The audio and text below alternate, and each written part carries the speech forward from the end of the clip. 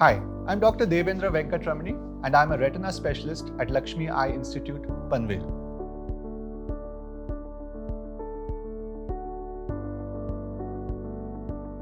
These are different drugs or medicines that are given directly into the eye by injections.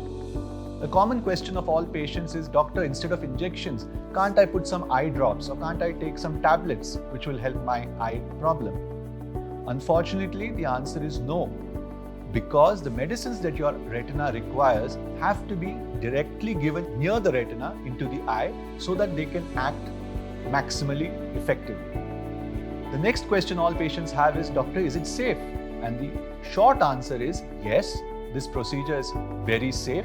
However, every procedure, every minor surgery also can have its own risks and complications, the chief one being a possibility of infection entering the eye.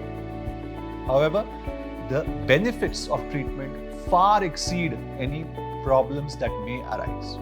Every eye behaves differently. The same disease in both eyes of a single patient may have totally different results.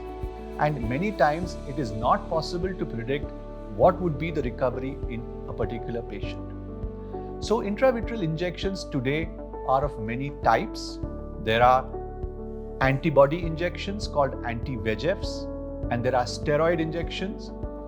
Your doctor will advise you as to which are the possible injections that could be used in your eye condition and would then guide you as to possibly how many injections you would need, how often you need to go for follow-up visits, how often you need to get various eye tests done, and what you could expect at the end of a year, 2 years, and 5 years of treatment.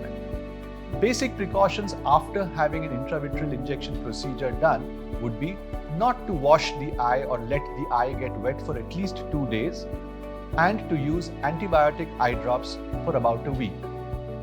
Otherwise, after the injection, you're free to go home and resume your routine work, including watching television, using your mobile phones, talking to people, and going to office. Intravitreal injections today are a very important method of treating retinal diseases.